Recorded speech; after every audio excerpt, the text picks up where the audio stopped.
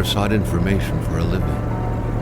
That is to say that ever since he returned from Korea, after having served with the armed forces, he had been working as a private investigator in Montreal. William Hamilton, a rich industrialist, had gotten in touch with him regarding a simple vandalism issue. Nothing to write home about. Not worth hiring a private eye either, just so he can drive for hours on rough roads. But that's how it had always been. The client pays, Carl gets it done.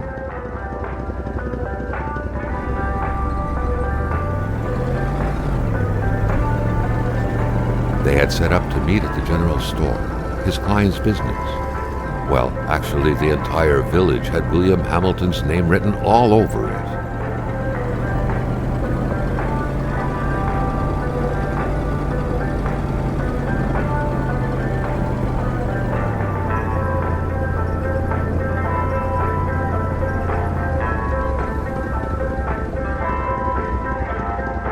Now it wasn't a good time to wander about. Hamilton was still out there.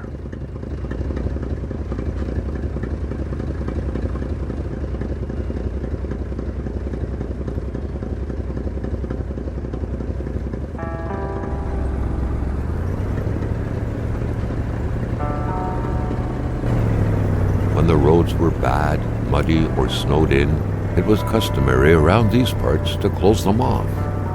But it was also customary to ignore those signs entirely and drive there anyway.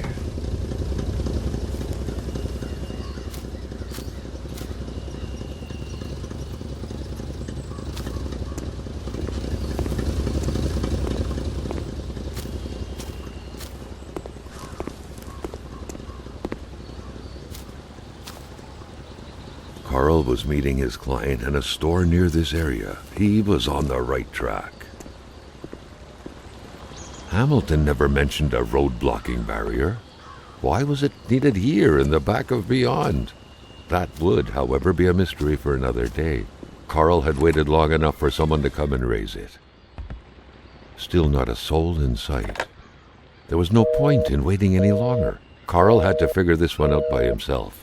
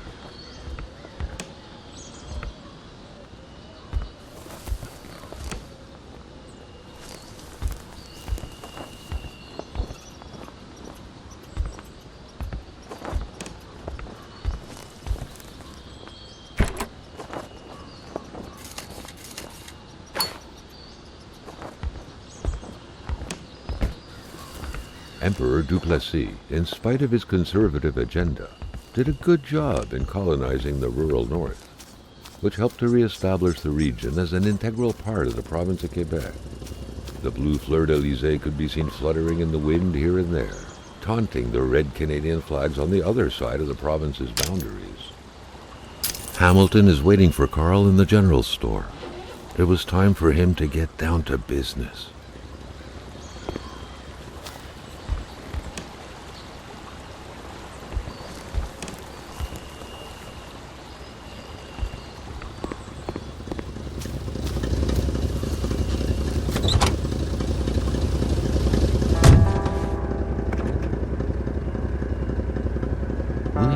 Hamilton enjoyed a lavish country house built in the very heart of the northern forests, not too far from here.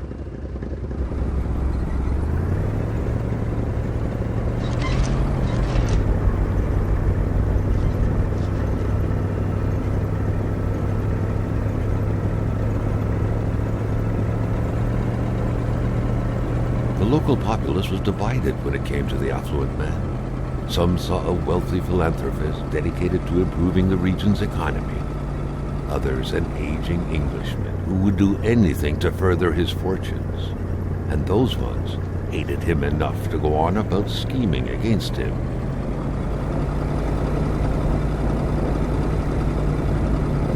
Hamilton had recently acquired a few local businesses, but the last straw was the reopening of a mine, which gave rise to a wave of protests and threats from the Cree people. Given these circumstances, Carl reckoned that a good number of people must be feeling compelled to oppose Hamilton in one way or another. So far, only the industrialist's house had been a target, but soon enough, Carl thought, the target would become the man himself.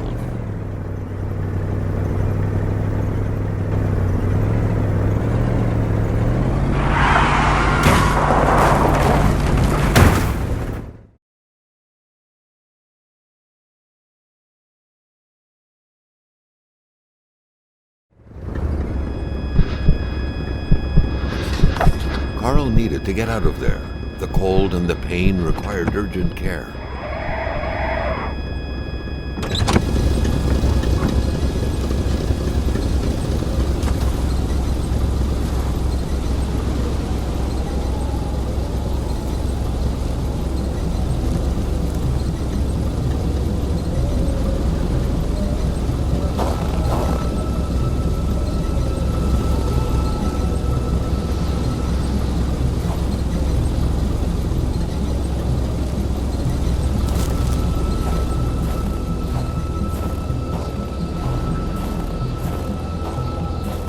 Scratches did not stop Carl.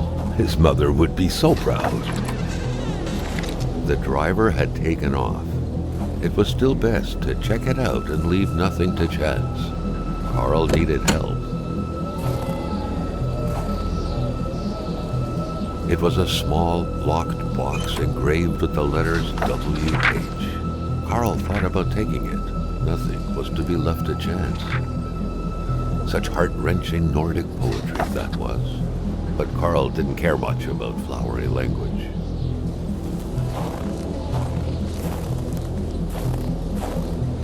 This deep in the country, his last hope was to find an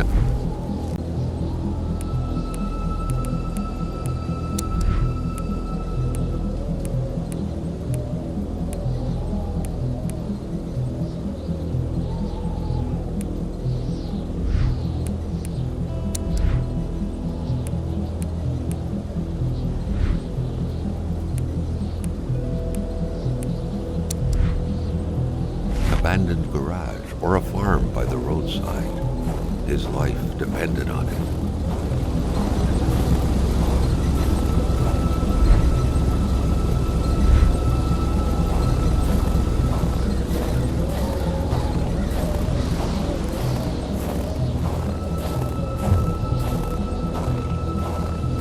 Carl wondered how long he would have to endure this skin-stinging cold.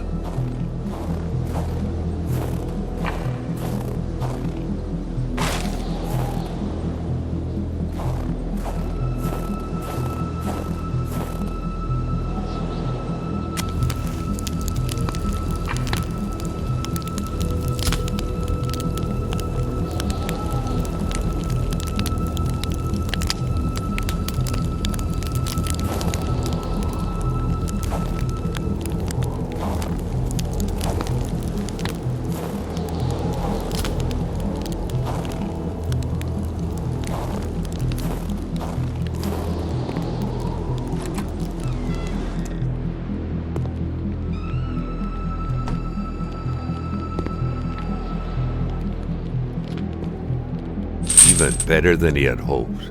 Carl Faubert had succeeded once more, and was now on his way to new adventures.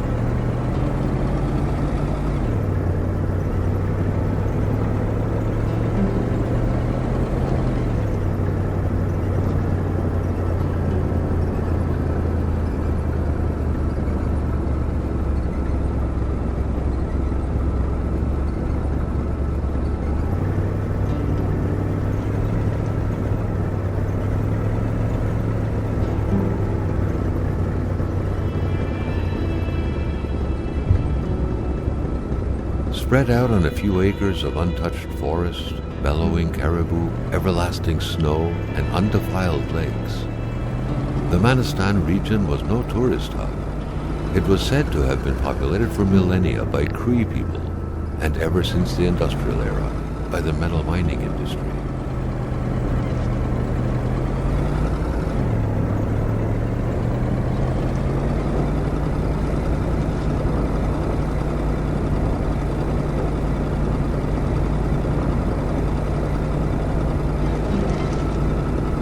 The truck was running on fumes. Good thing that the general store was close by.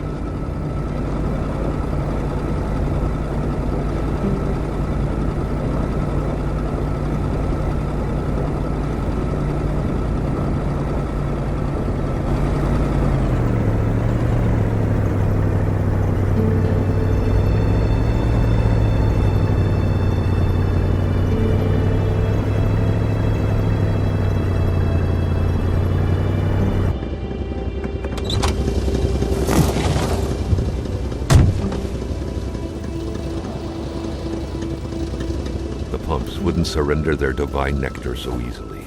In all likelihood, they had to be switched on from inside the store.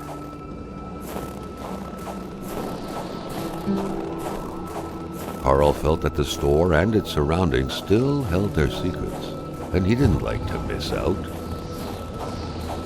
That had to be the worst parking job ever. Who was Carl to judge, though? It may be customary to park like that around these parts, or not.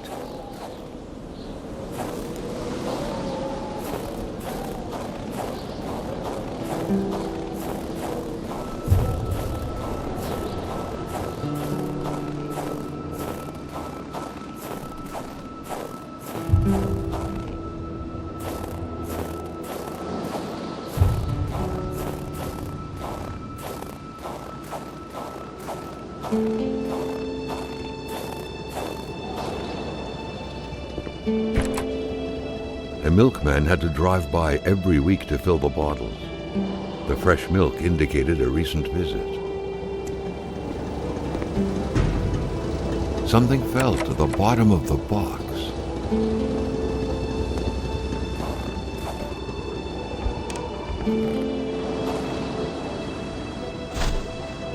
Maintaining his composure, Carl recalled something from his military training. Wolves always stay away from populated areas. Wait, was it about bears?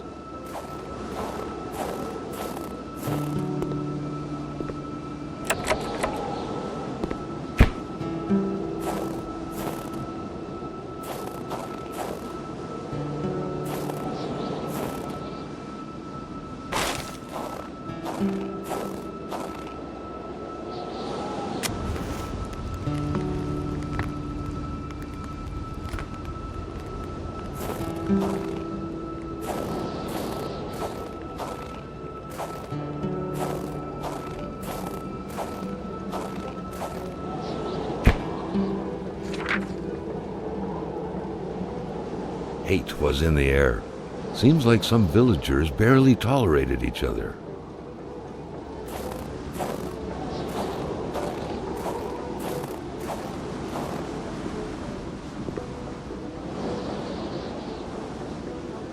Carl was no electrician, but he could identify a wiring problem when he saw one.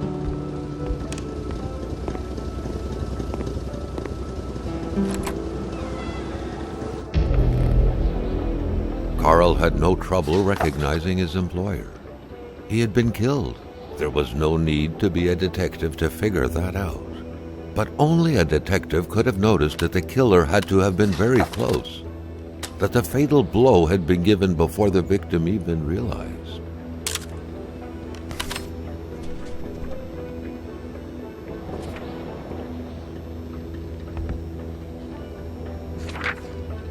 What could be inside that envelope? Carl was taken aback. He knew this address. It was said to be the address of the P.O. box for the Canadian Secret Service.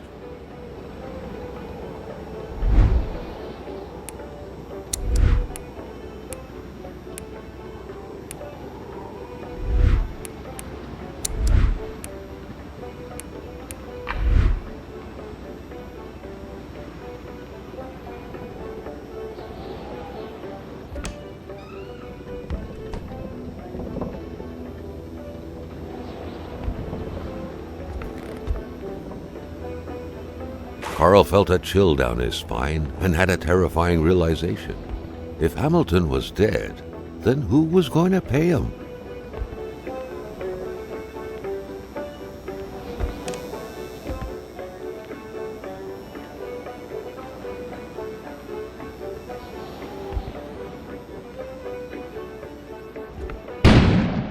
An explosion suddenly occurred outside.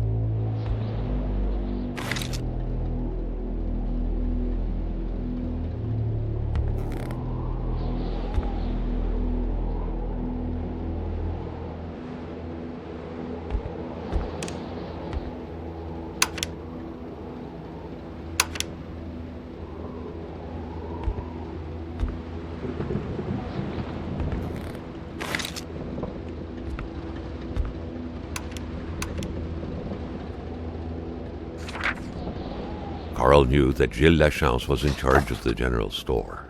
That made him one of Hamilton's employees. A very angry employee, as Carl could plainly see.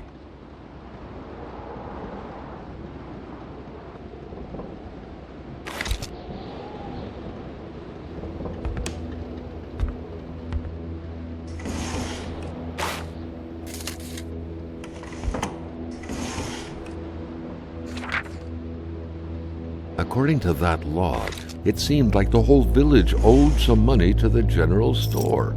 Carl was far more interested in the bunch of nearby addresses he had just gotten his hands on, though.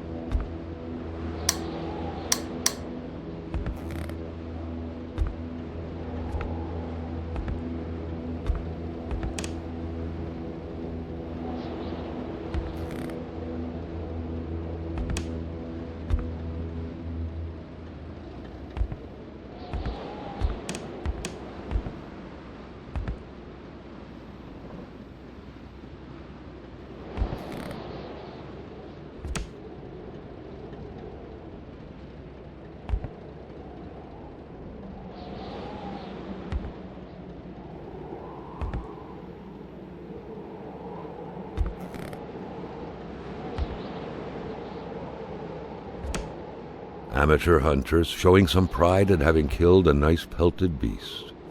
With men like this roaming the area, wolves would become extinct within 10 years, Carl thought.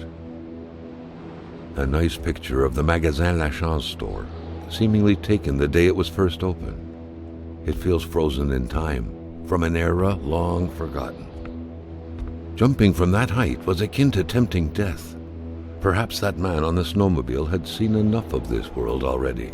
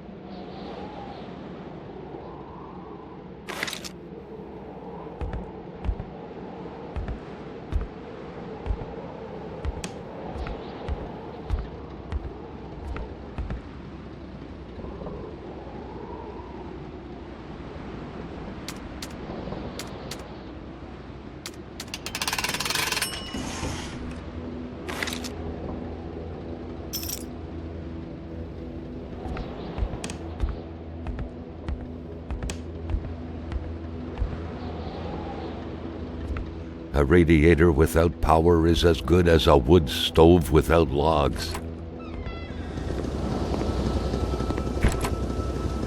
The murder weapon. What was that doing there, Carl wondered. Hamilton must have been determined to keep some information secret to post this key.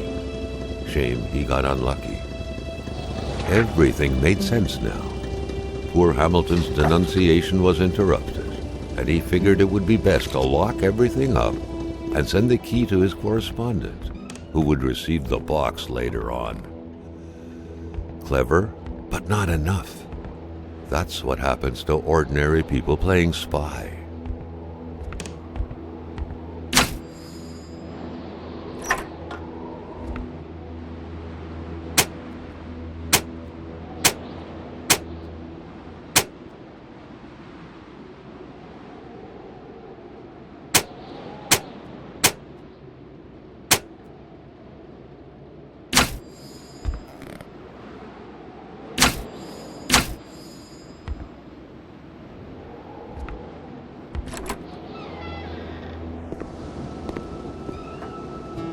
Carl was no electrician, but he could identify a wiring problem when he saw one.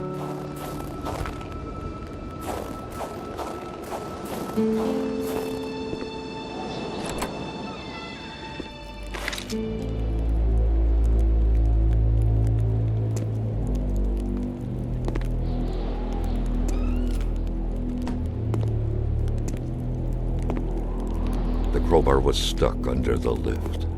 Notwithstanding Carl's imposing stature, car lifting wasn't part of his skill set yet.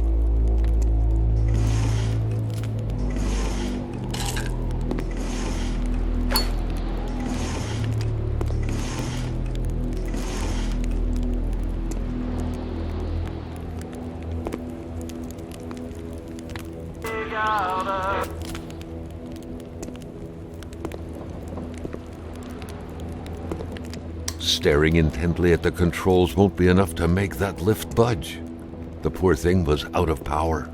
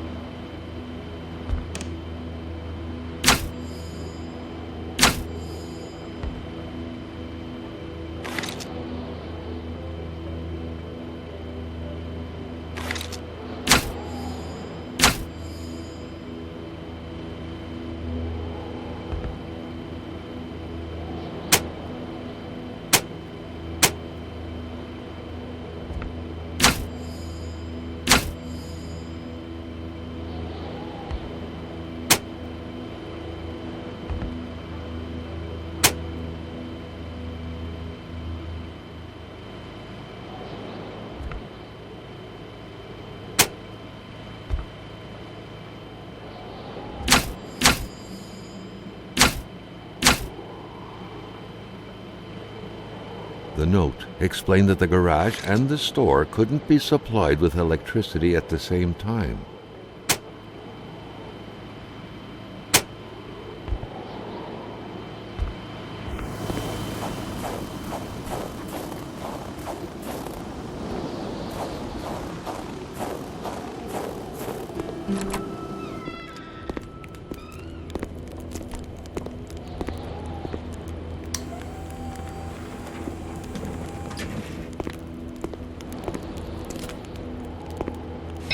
At long last, the crowbar was within Carl's grasp.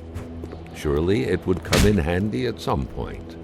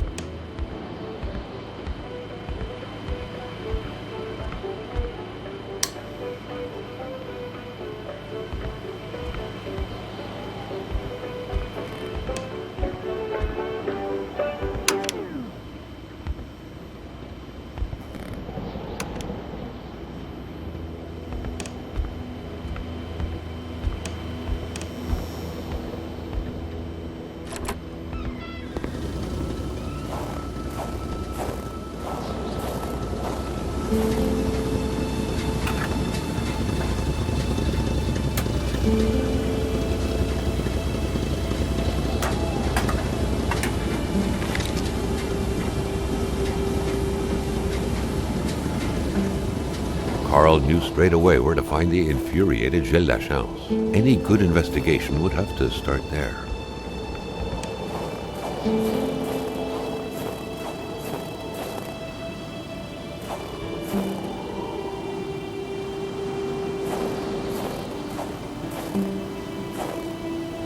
Carl was used to strange phenomena, but a chunk of ice like this, as if an iceberg came out of the ground, that was a first.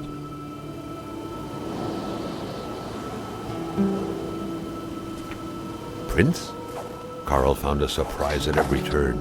Was the camera faulty, or was it a possible lead?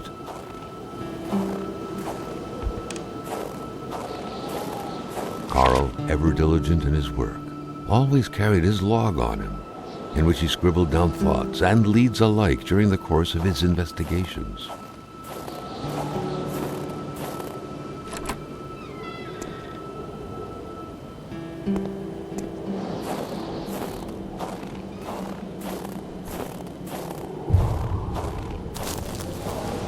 The Polaroid, Carl's long-standing and faithful ally, had seen its share of husbands caught red-handed cheating.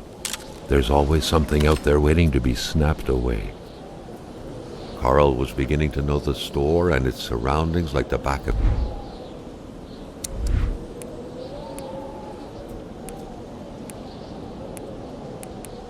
With his hand, the seeker had sought.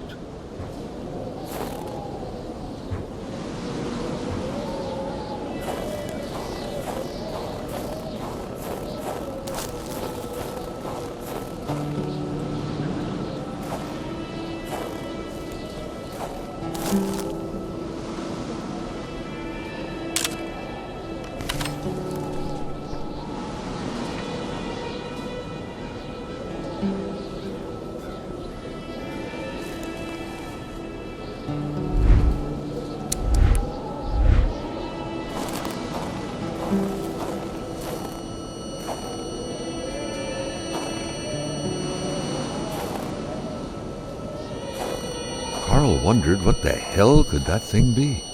It looked like a man fossilized in ice. All of a sudden, Carl felt like he was pulled inside a world of dreams, a cold, unknown dimension. Somehow, self-control was slipping from his grasp.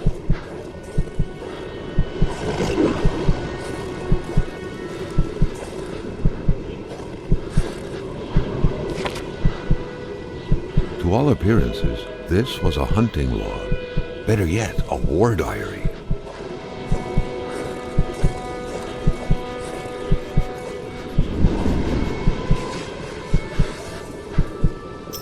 What could these engraved numbers mean?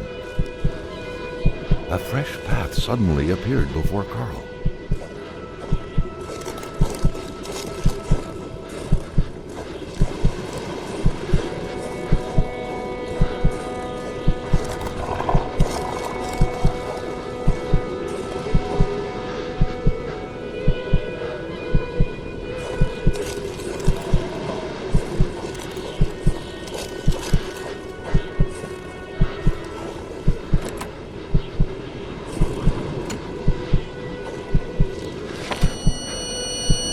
Carl had that feeling you get when you immerse your frozen hands in hot water. What happened? Now at least he knew who the unfortunate man petrified in ice was. Gilles Lachance, the general store's manager himself.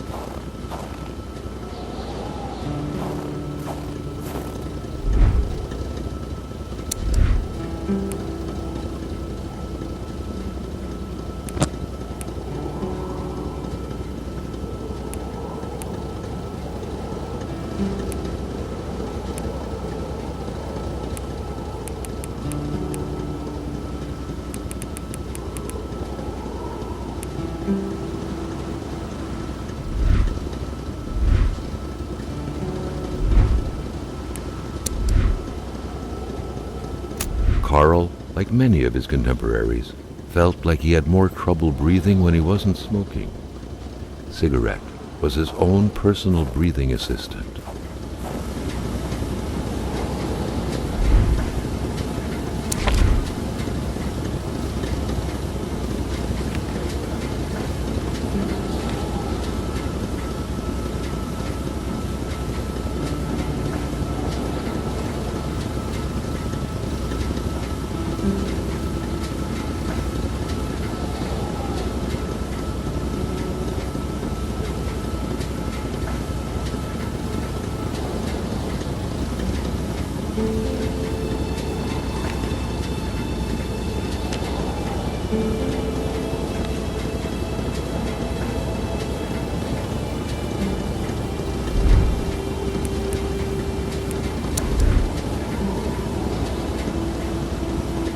Carl wondered how long he would have to endure this skin-stinging cold.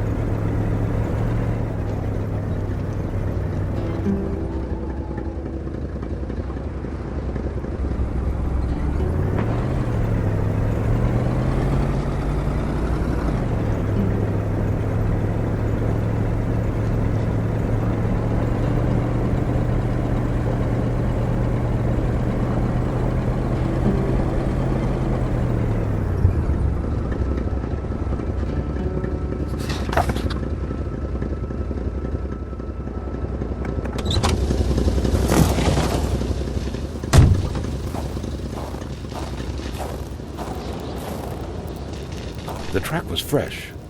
That meant the car sunk down just a little while ago.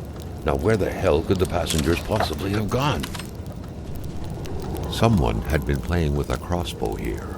A very dangerous game. A bolt could hit someone's tire or their eye.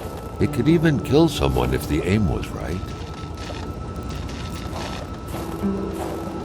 There was only void where the road should be. Carl hated dead ends. He felt trapped. It was as if the road had drowned in the lake. He would have to find help by another road.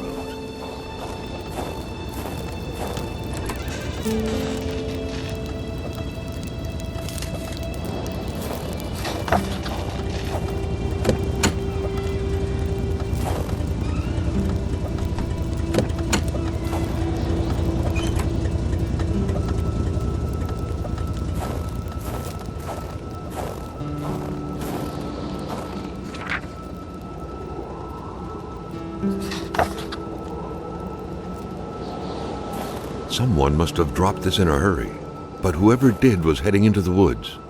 Carl's tracking instincts were quickly kicking in.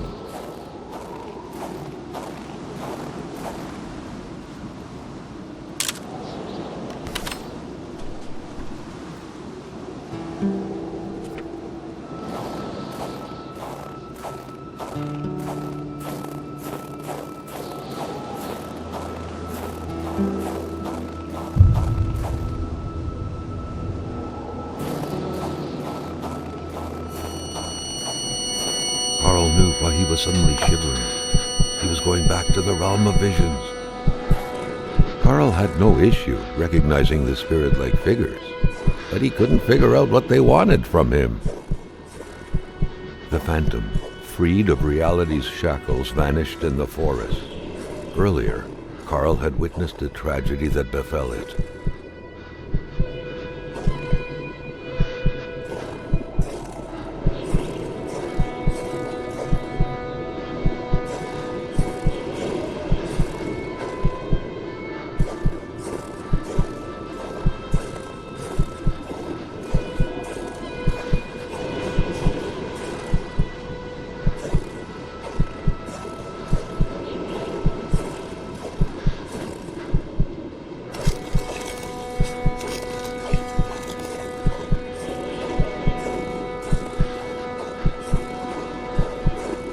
Carl sensed that the cold was beating a retreat, as if he was moving away from some kind of center of gravity.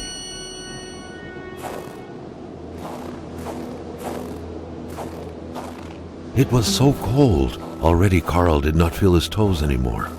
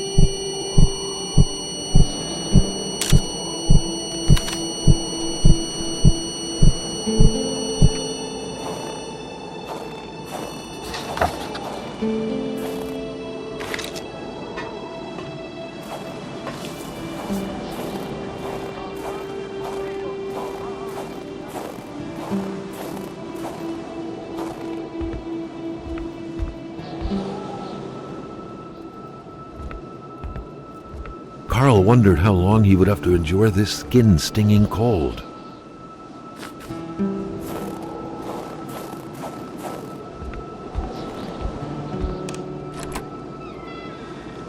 The air was freezing, right down to the bone.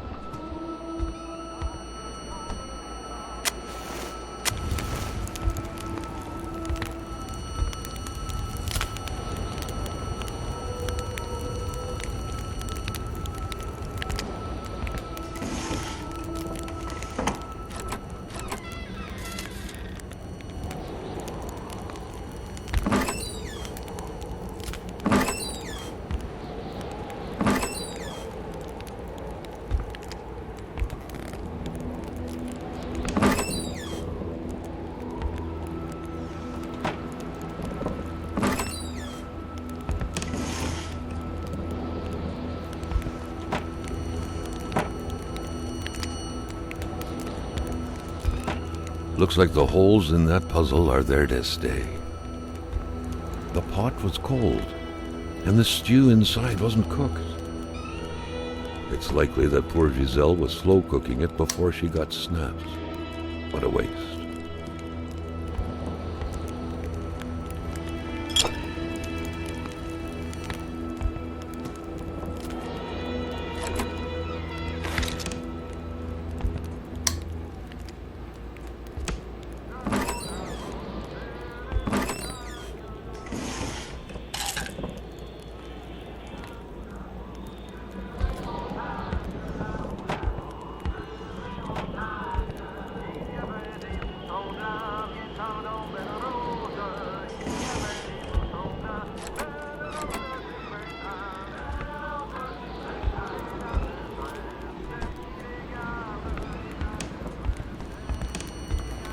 The pot was cold, and the stew inside wasn't cooked. It's likely that poor Giselle was slow cooking it before she got snapped. What a waste.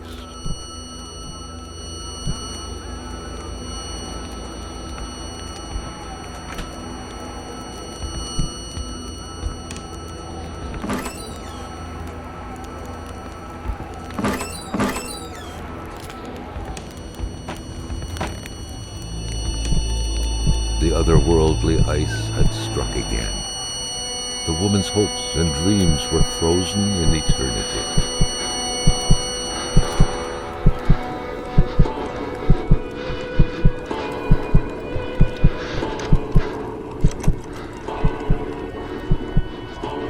Something was hidden under the stairs.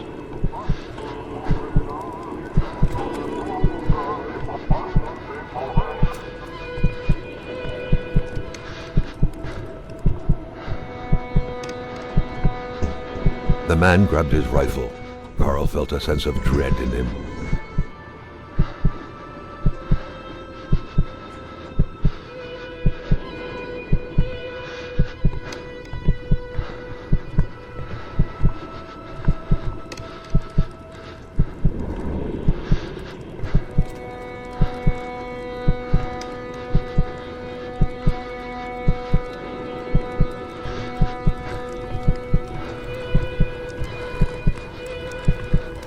Perhaps their spousal relationship had been cooling down lately.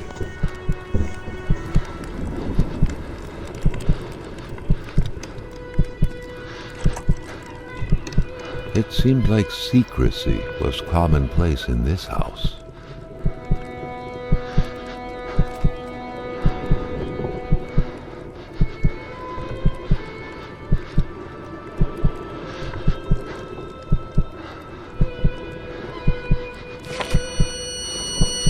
The vision's veil was lifted, and he was back to reality.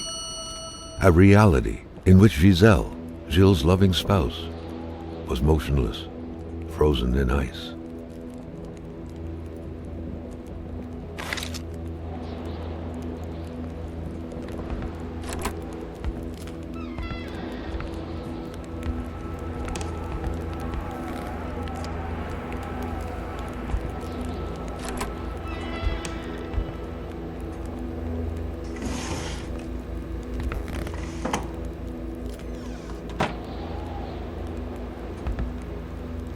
Carl had seen that kind of safe before. With its double-layered security system blending letters and numbers, its code couldn't be broken by the common burglar.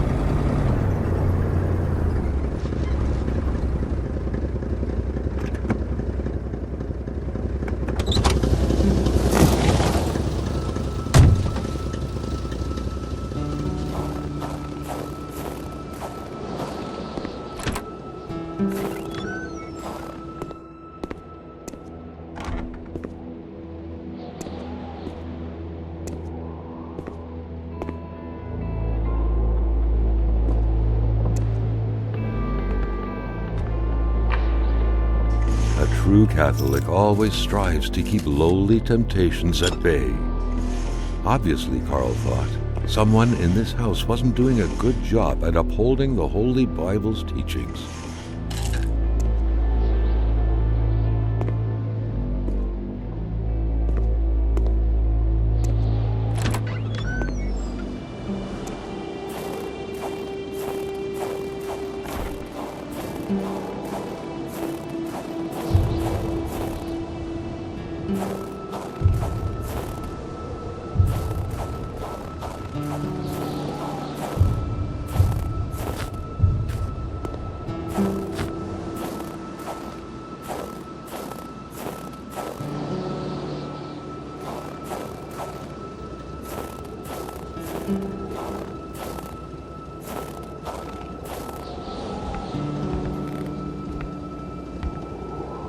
What was even the point of locking your door if everyone hid their key in the same place? Carl was starting to feel like his investigator life lacked challenge.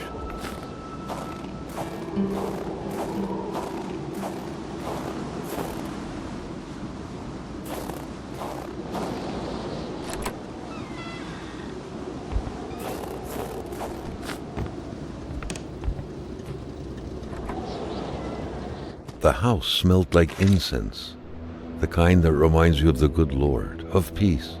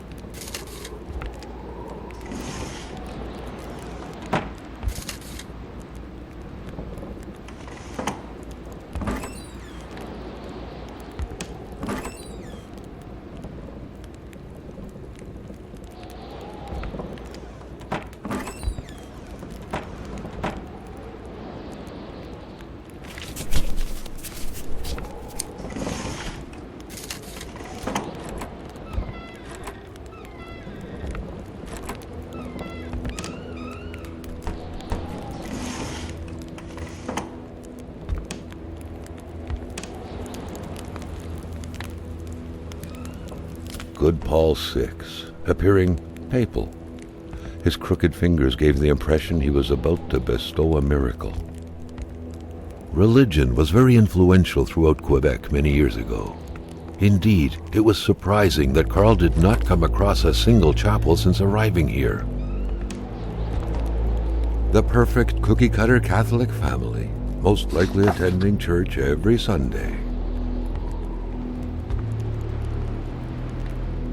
The family's mother must have spent her days washing the filth off her kids' diapers.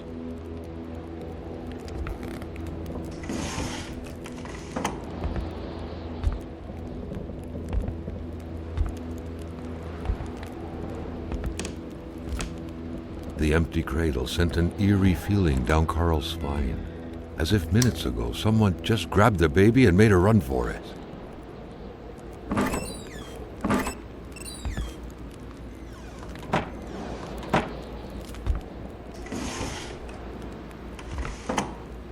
Who knew that giraffes thrived in the North Pole? The craze for toys was stupefying. Love of religion and ancestors was rooted deep inside the hearts of Canadians of old, to which the Bedards appeared to be closely related.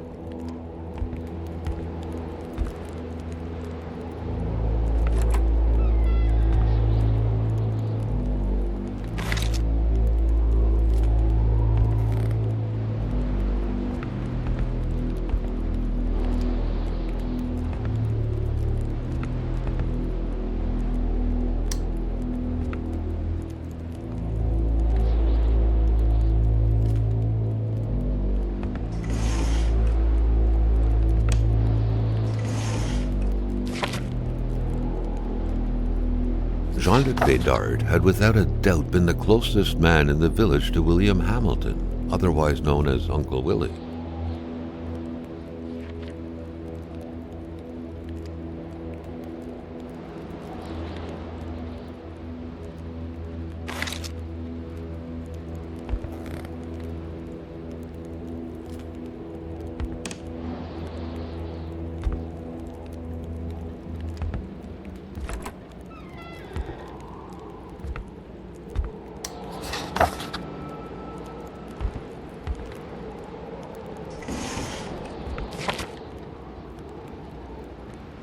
The Bedards had vacated the premises. Carl gathered they would be of no help.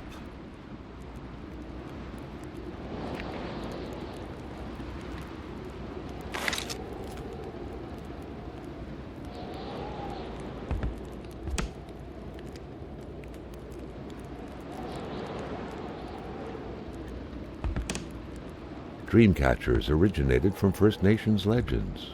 They were used to trap nightmares.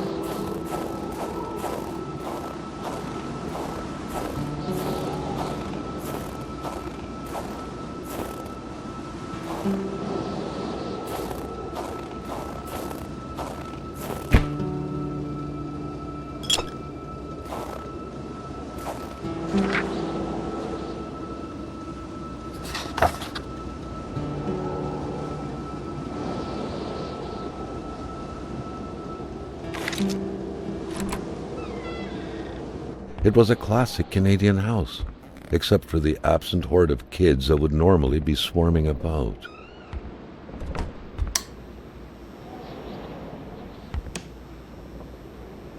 Just one more move and white is checkmated. Game over. It seems the game was abandoned right before the final strike came down.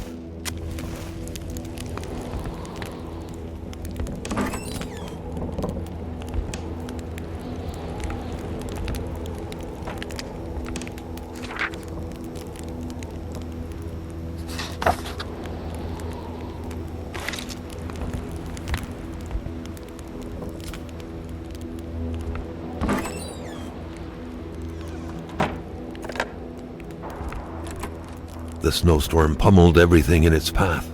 Carl was not surprised when he heard no tone. Simone de Beauvoir, Claude Lévi-Strauss, Hannah Arendt, Roland Barthes. Carl was surprised by the literature filling this liberal-leaning bookcase. Could there really be intellectuals dwelling in this far-off land?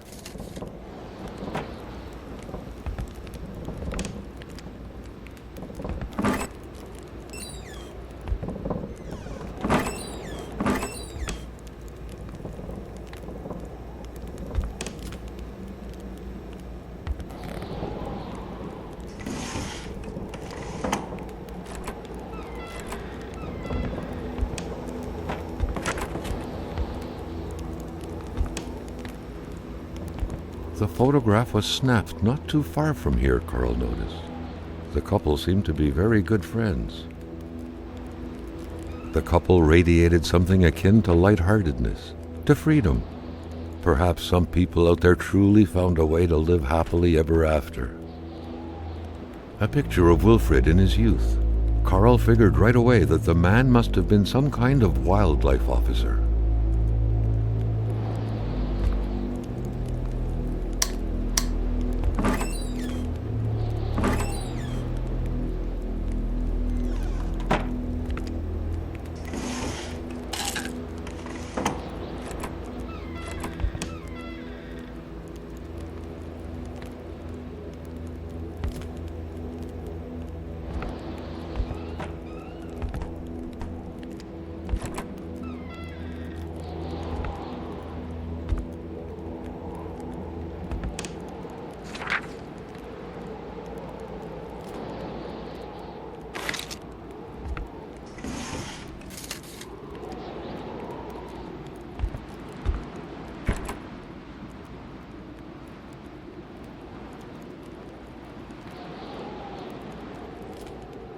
All manners of clothing were gone, as if the Rois drove out of town with their closet in tow.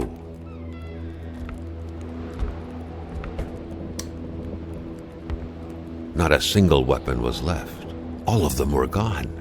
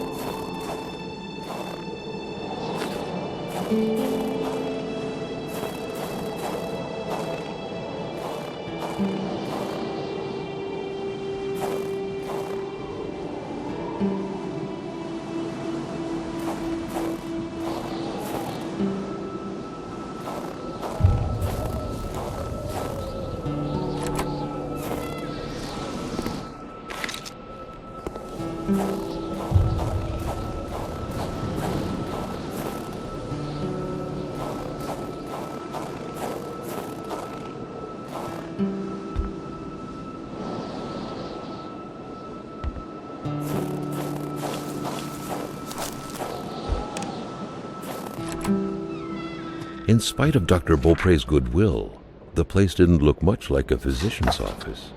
It could easily be mistaken for a sewing shop. There should be a law forbidding doctors from falling sick.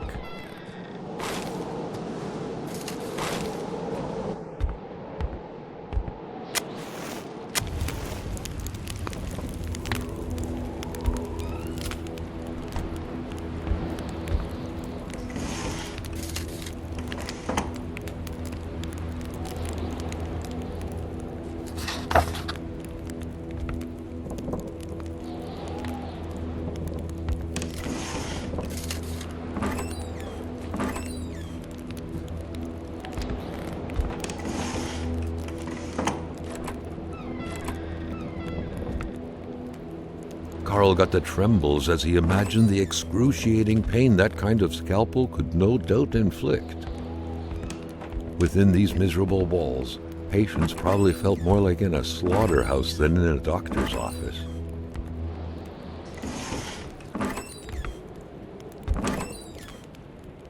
The good doctor, flanked by his beautiful spouse.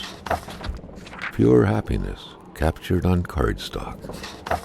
Carl recognized this woman's soulful eyes.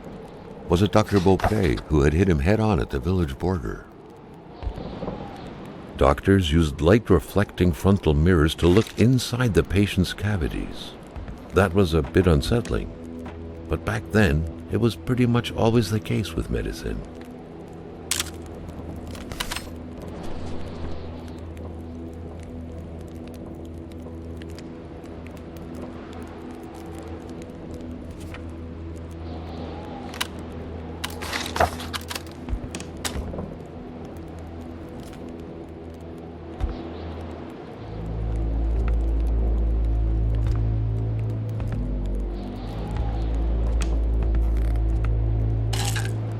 Dr. Beaupre had done his medical studies quite far from here.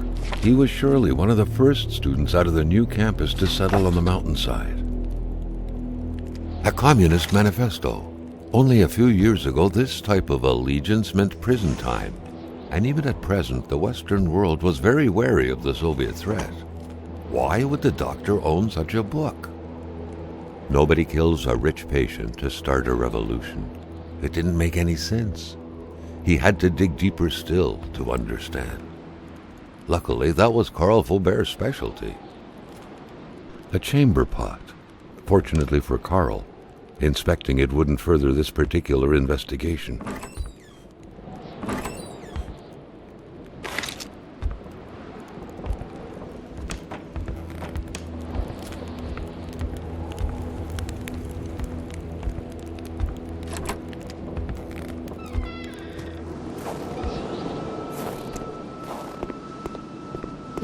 Great care had to be taken searching this place full of oddities. Everything was important. The decor itself told a story.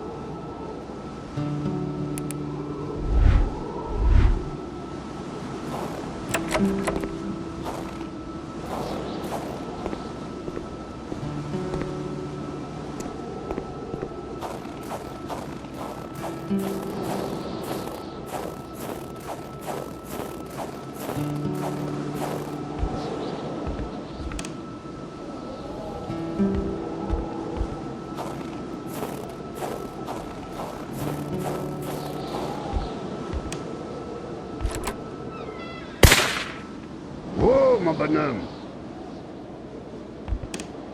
Qu'est-ce que tu fais là, l'étrange?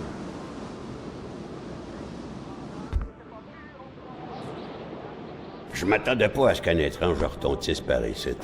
Moi te dire, je prends plus de chance depuis que ça rôde dans ce bout-là. J'ai ma carabine au bout du doigt, et puis bang, bang, bang, si ça s'approche. Si tu veux du linge chaud, parce que t'es habillé comme un gars de la ville, je dirais pas non à une bonne bouteille de caribou. Puis tu pigeras ce que tu voudras parmi mes guenilles.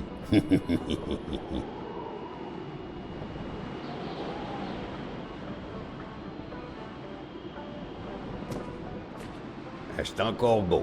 Tout ce qui est vieilli est bien meilleur.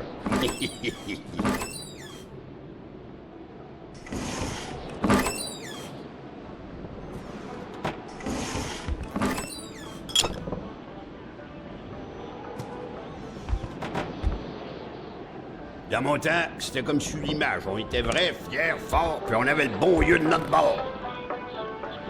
Gomme-moi la belle rose de la tulipe, qui se donne au yob sur le mercredi des cendres. C'est-tu pas effrayant, cette histoire-là? Vois-tu le livre, là? C'est le Wendigo. Ouais, le Wendigo. Un guerrier qui devient un loup pour se venger de sa grosse peine. Et...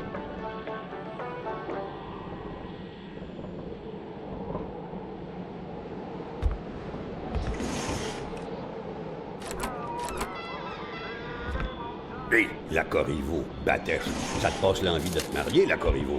Elle tuait tous ses maris, squick, les uns après les autres. Pas de pitié dans le mariage.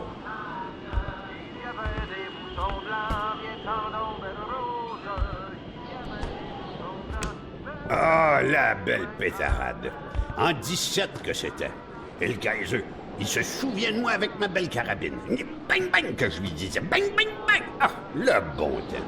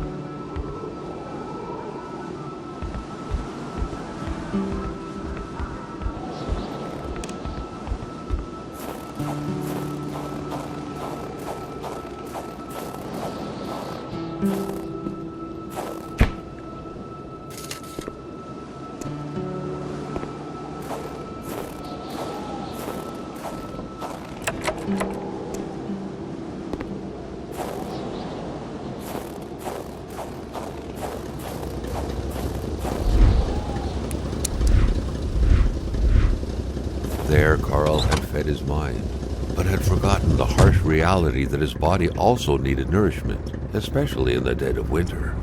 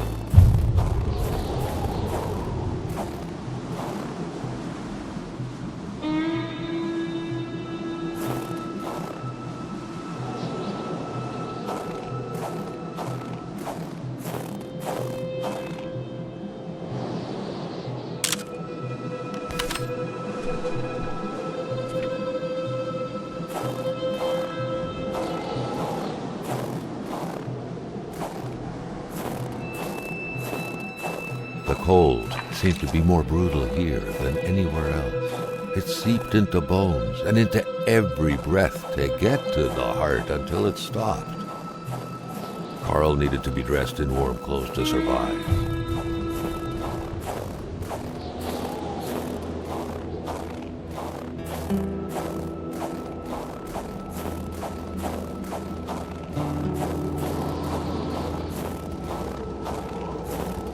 The cold was burning Carl. He would not hold up much longer. He had to warm himself.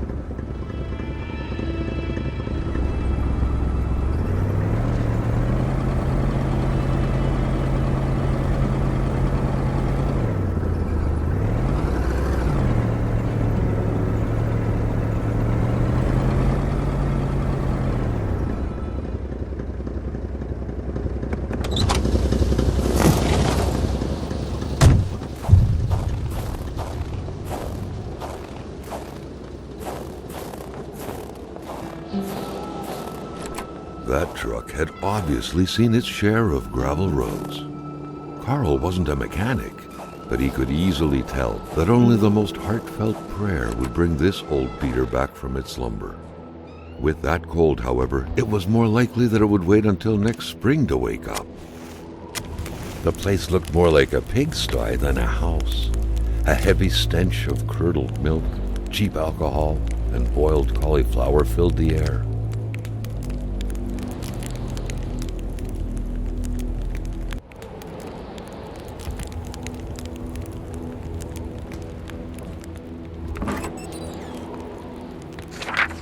Back then, in Africa and elsewhere, people were ready to take up arms to stand against the yoke of English imperialism. In Montreal, mailboxes were blown up, abductions were carried out, and violent manifestos were distributed to media outlets. But around here, in the great northernmost, all a man could do is curse out loud against a faraway evil and pray for the revolution to arise. That man, by any reckoning, was from that very stock.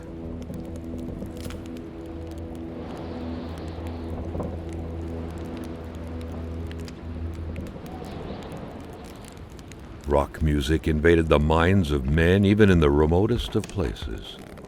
The man didn't own a turntable, though, so there's that going for him. Et Jean Blouin. Seems like that pig had a name after all.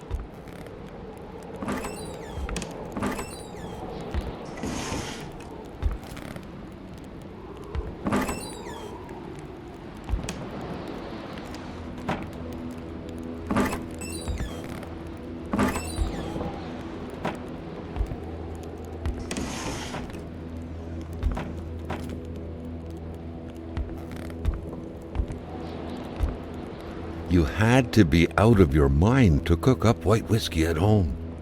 The all-surrounding stench of alcohol alone was probably enough to gas a man to death.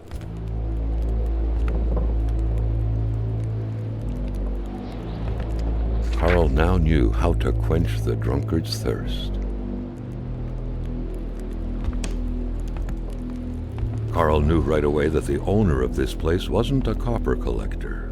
No, this was a junkman's base of operations. The guy definitely seemed like quite the expert in scavenging scrap metal, with or without permission, surely. In the right hands, red metal could sell like hotcakes.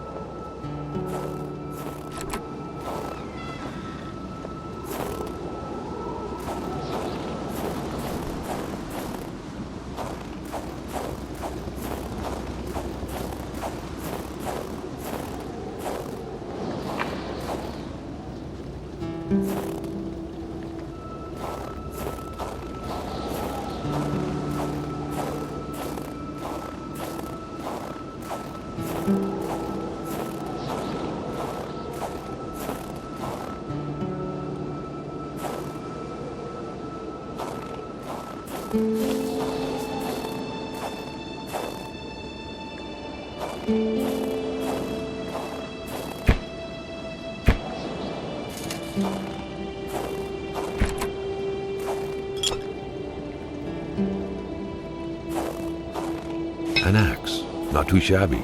Carl felt he needed to protect himself.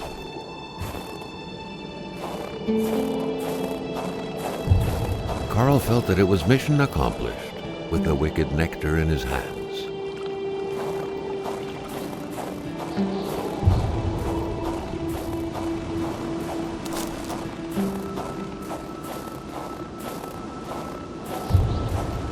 With a homemade shooting range such as this, it wasn't hard to imagine a stray bullet ending its course inside the flesh of an unsuspecting passerby. Granted, Carl thought, there wasn't much in the way of passersby around here.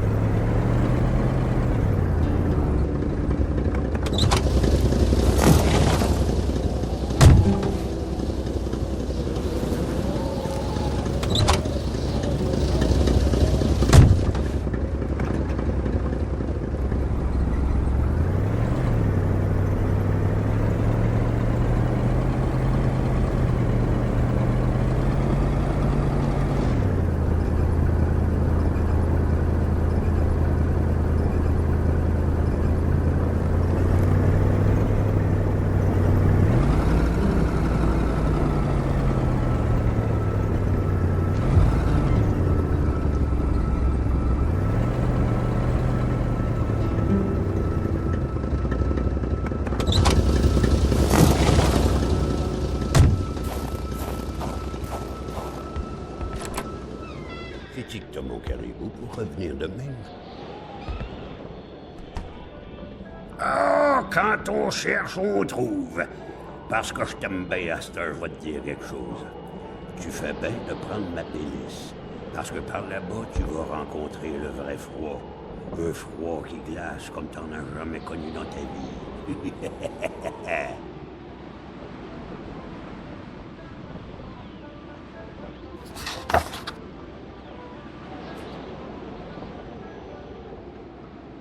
Mon beau bonnet du bon temps.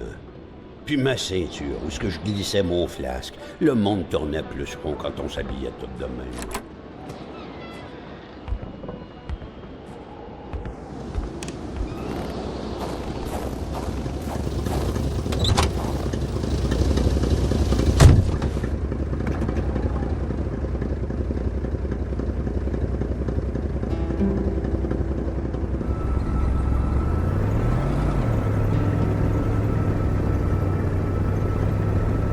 The old man's cabin had been very generous to Carl. He couldn't have asked for more.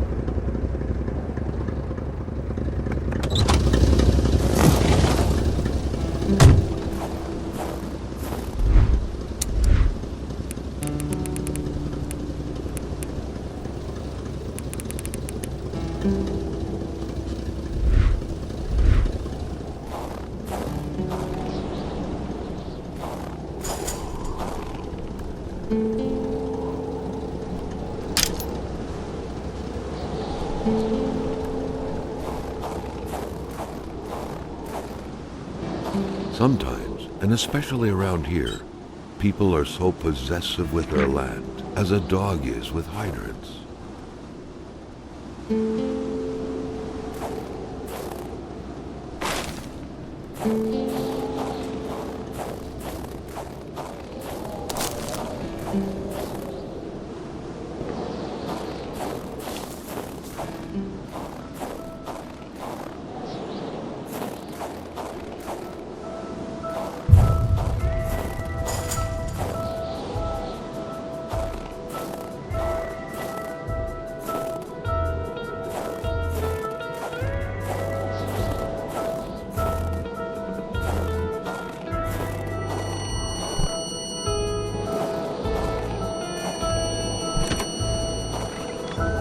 Another worrisome victim of this ice, this one seemingly petrified in action.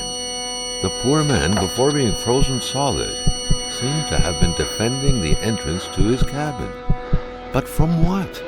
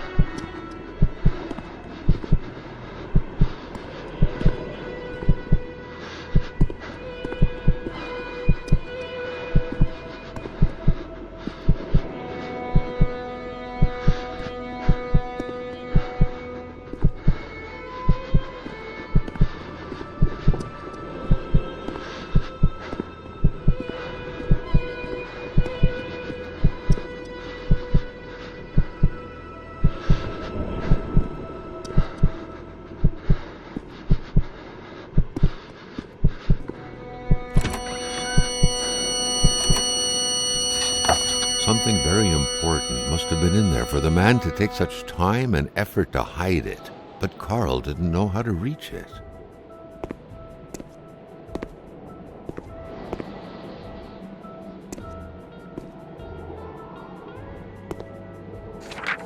The week of October 5th, thought Carl. That was this week. The plug should have been here by now.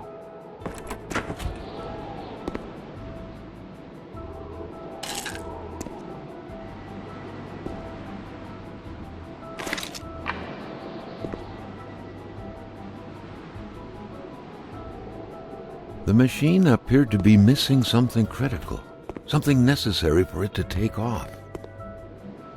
The shape of this machine, almost straight out of Star Trek, was out of the ordinary to say the least. It felt like this thing could fly up into space at any moment. The very first steps of man on the moon were made more than a year ago. The event had surely captivated the mechanic's mind for him to still keep this around.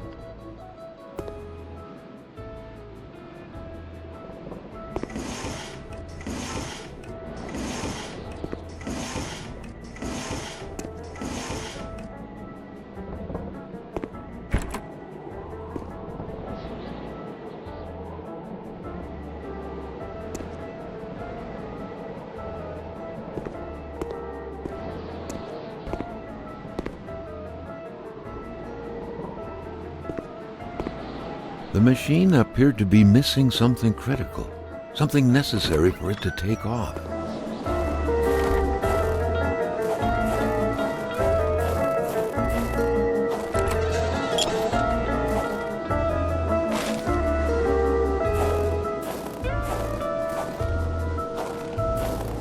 What good was a motorless car? The mechanic sure had an odd way to go about repairing things.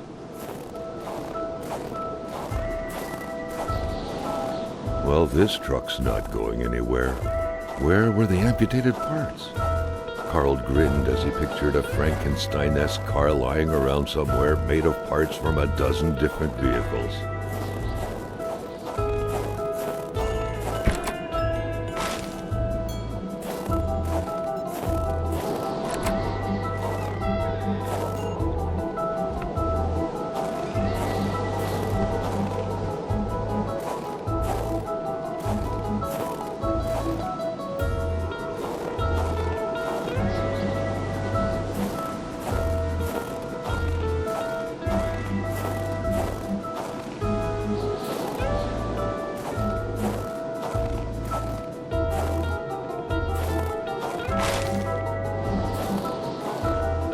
Carl had a hunch that there had got to be a plan somewhere that could help him put this thing back together.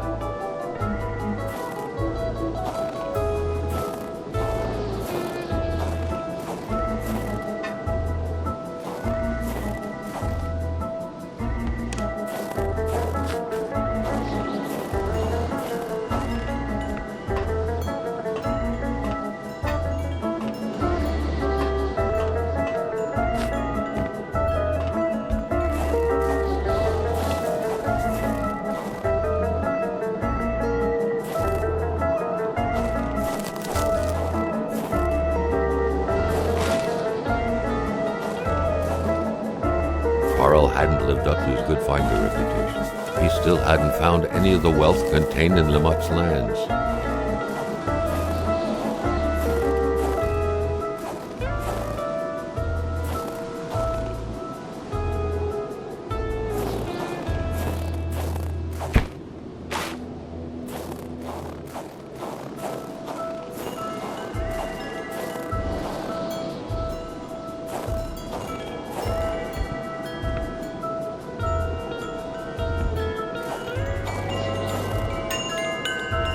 Nice catio. They say it's supposed to soothe the soul.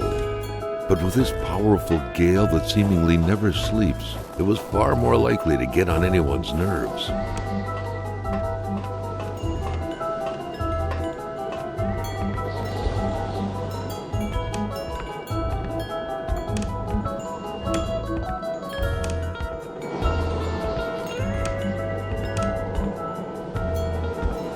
Seems like the elements showed mercy to those nice and solid-looking planks.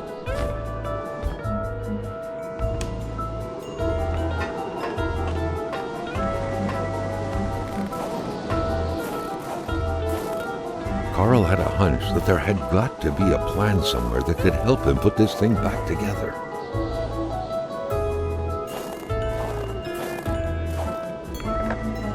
Perhaps someone was expecting an important call. In any case, that person's in for a long wait. Carl already noticed that telephone services weren't provided in this area.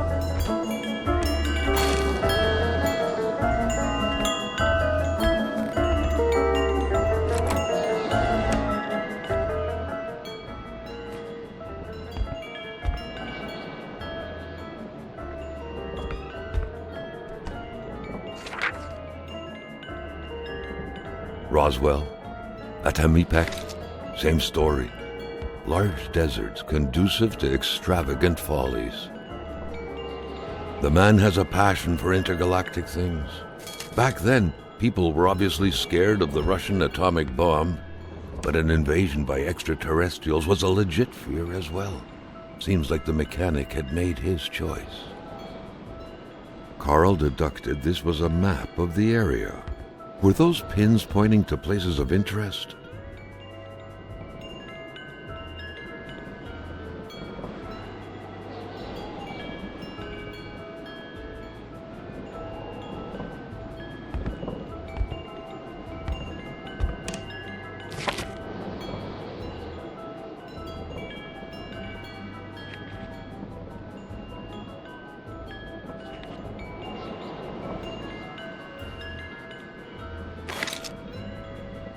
Weird stuff. Kind of a crossing between a colander and a hairdryer. What was it for? To play telepath? To protect against nuclear waves?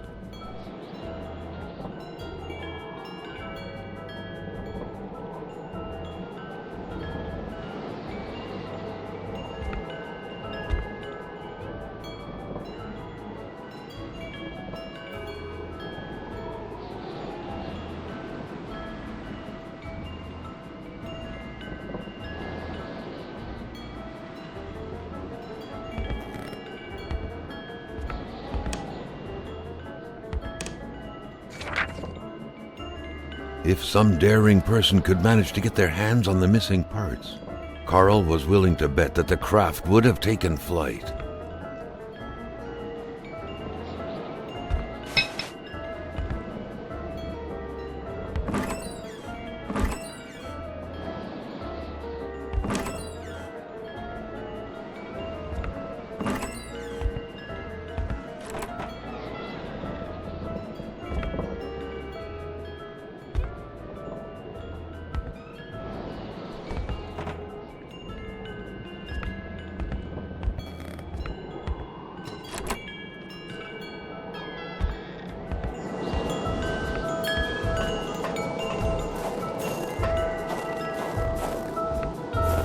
By following the plan, Carl was led to believe that the snowmobile's parts had to be scattered about in the vicinity.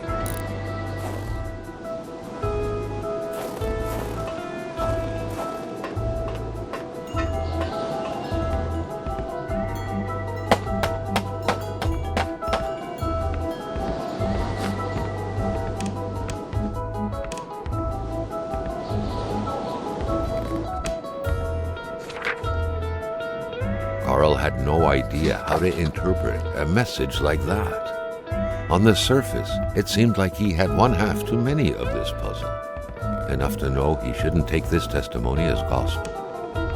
The entire thing, being some punishment for a murder committed by Hamilton, seemed like an outlandish theory. Carl was doubtful.